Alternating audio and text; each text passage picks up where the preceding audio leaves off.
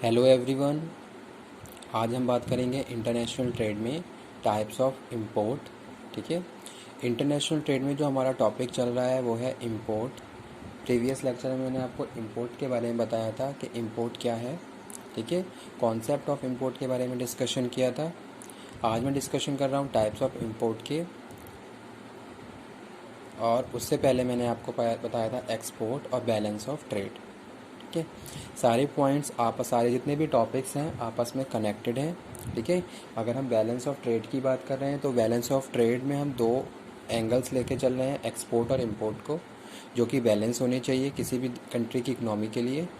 तो वो ही टॉपिक हम डिस्कस कर रहे हैं एक्सपोर्ट के बाद। आज हम डिस्कस कर रहे हैं टाइप्स ऑफ इंपोर्ट। ठीक है, balance of trade, balance of payment is very essential requirement of international business. ठीक है, अब अगर हम बात करते हैं किसकी, बैलेंस ऑफ ट्रेड की, तो बैलेंस ऑफ ट्रेड में हम दो दो फैक्टर हैं बैलेंस ऑफ ट्रेड के, जो कि है एक्सपोर्ट और इंपोर्ट। ठीक है, डायरेक्टली अगर हम बात करें एक्सपोर्ट इंपोर्ट क्या है, इंटरनेशनल बिजनेस ही है। इंटरनेशनल बिजनेस में है क्या, इंटरनेशनल बिजनेस में हम क्या कर रहे हैं, बाइंग और selling of goods and services outside the countries boundaries of a country. या तो हम गुड्स को दूसरे देशों में बेच रहे हैं या फिर गुड्स को दूसरे देशों से खरीद रहे हैं। तो वो क्या है, buying and selling of goods and services between Nations, that is international business. अब इंटरनेशनल बिजनेस कंप्राइज एक्सपोर्ट और import. Export and import must be balance for the economy of the country. ठीक है, तो आपका जो बैलेंस ऑफ ट्रेड है वहाँ पे आप बात कर रहे हैं किसकी, एक्सपोर्ट और इम्पोर्ट की, जो बैलेंस होना चाहिए। यानी कि आप हर कंट्री की यही कोशिश रहेगी कि उसका जो इंटरनेशनल बिजनेस है वो बैलेंस रहे। यानी कि आप जितना एक्सपोर्ट कर रहे हो, ठीक है, तो आपका जो इंपोर्ट है वो एक्सपोर्ट के या तो इक्वल होना चाहिए या फिर इंपोर्ट एक्सपोर्ट से कम होना चाहिए। कभी भी ऐसी सिचुएशन अराइज नहीं होनी चाहिए कि आपने एक्सपोर्ट कम किया है और आपने इंपोर्ट ज़्यादा कर लिया है। तो उस केस में आपके लिए क्या हो जाएगी, एक नेगेटिव सिचुएशन अराइज हो जाएगी आपकी कंट्री, आपकी इकनॉमी के लिए। ठीक है, तो वो यहाँ पे हम बात कर रहे हैं बैलेंस ऑफ ट्रेड में। इंपोर्ट्स में मैंने आपको बताया था इंपोर्ट्स क्या है, जब हम सामान दूसरे देशों से मंगवाते हैं तो उसको इंपोर्ट बोलते हैं। ठीक है, कि आपने क्या करा, जो जिन रिसोर्स की आपकी कंट्री में स्केर्सिटी है, लेकिन मार्केट डिमांड को प्रॉपर सप्लाई के लिए आप उनको प्रॉपरली प्रोड्यूस नहीं कर पा रहे हो। तो due to this factor, this reason, you are receiving the goods from another country. आप दूसरी कंट्रीज़ के गुड्स को रिसीव कर रहे हो। ठीक है, और यानी कि वहाँ से खरीद रहे हो, तो वो आपका क्या है, इम्पोर्ट है। अब टाइप्स ऑफ इंपोर्ट में मैं बात करूं किसकी, there are two basic types of import, industrial and consumer goods, intermediate goods and services. ठीक है, imports are two types, first one is industrial and consumer goods और second one is intermediate goods and services. तो जैसा कि आपको नाम से ही पता चल रहा है, इंडस्ट्रियल एंड कंज्यूमर गुड्स पहली। ठीक है, यानी कि पहला जो है वो industrial goods you are importing to another country, जो आपको अगेन किसी मैन्युफैक्चरिंग प्रोसेस में यूज़ करने हैं। ठीक है, या फिर हम बात करें इंटरमीडिएट गुड्स एंड सर्विसेज, जो आप डायरेक्टली कस्टमर तक पहुंचा रहे हो। ठीक है, तो ऐसा बेसिकली होता कब है, ये हमारी सिचुएशंस के ऊपर डिपेंड करता है कि कब कैसी सिचुएशन अराइज हो जाए, और उस केस में हमें फिर किस तरीके से अपने बिजनेस को परफॉर्म करना है, फंक्शंस को परफॉर्म करना है, और यानी कि मार्केट को प्रॉपरली सेटिस्फाई करना है। ठीक है, तो उस केस में हम बात करते हैं। अब जैसे यहाँ पे हम बात कर रहे हैं किसकी, इंडस्ट्रियल गुड्स की। तो इंडस्ट्रियल गुड्स क्या है, रिक्वायरमेंट्स है। जैसे सपोज अब आप कोई आपकी, जैसे एग्जांपल मैं यहाँ कोट कर देता हूँ लैपटॉप का।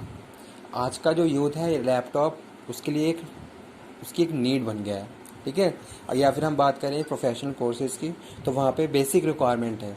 तो अब अगर आपके मार्केट में डिमांड ज़्यादा है इस चीज़ की, लेकिन आपका प्रोडक्शन प्रॉपर नहीं है, तो उस केस में आप क्या करोगे, लैपटॉप दूसरी कंपनीज़ की, जो दूसरी कंट्रीज़ में बनाए जा रहे हैं, उन कंपनीज़ को या उन कंपनीज़ के लैपटॉप को ख़रीदना शुरू कर दोगे और अपनी मार्केट में उनको बेचना शुरू कर दोगे।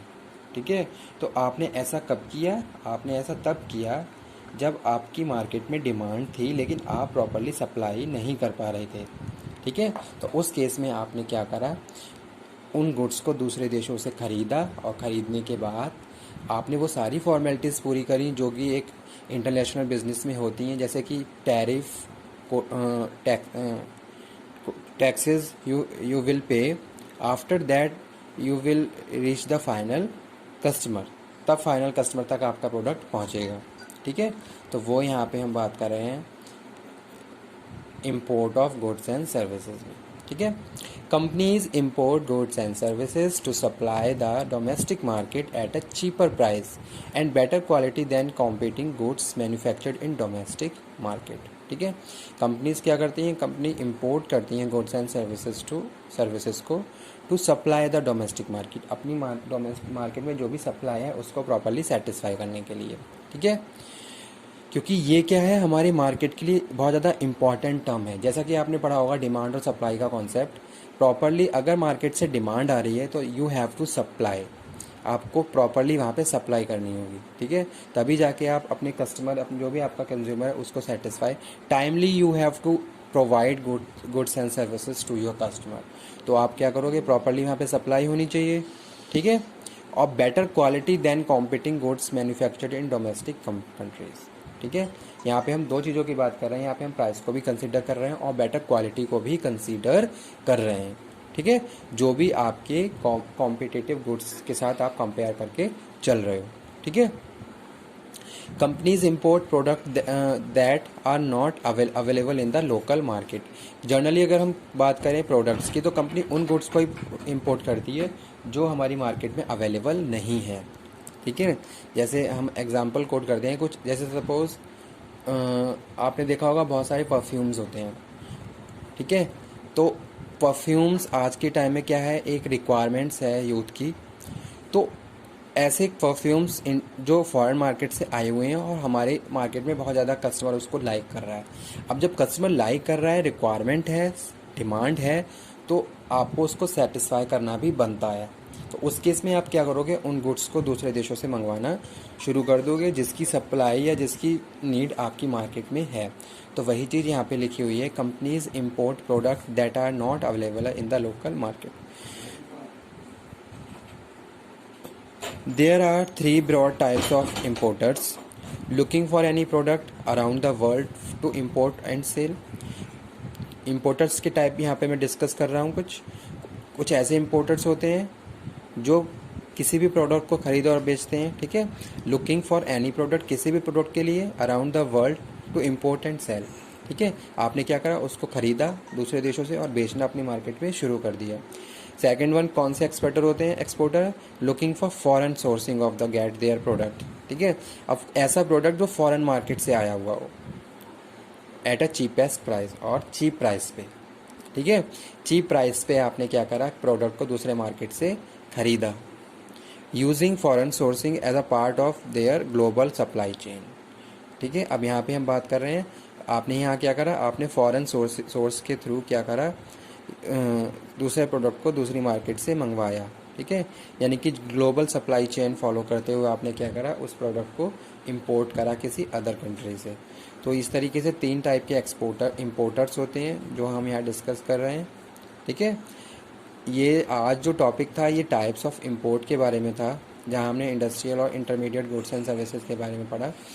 इसी से रिलेटेड एक और इसका जो सब टॉपिक है वो मैं कल की वीडियो लेक्चर में डिस्कस करूँगा। ठीक है, आज का ये टॉपिक मैं यहीं पे फिनिश करता हूँ। अगर आप लोगों को कोई भी क्वेरी है इंटरनेशनल बिजनेस में, इंटरनेशनल ट्रेड में, तो प्लीज़ मुझे कांटेक्ट करिए, मुझे कन्वे कर दीजिए, ताकि मैं उससे रिलेटेड एक प्रॉपर वीडियो लेक्चर आप लोगों को डिलीवर करूं और आपकी एग्ज़ाम की प्रिपरेशन के लिए आपको हेल्प करूं। ठीक है, okay, thank you very much.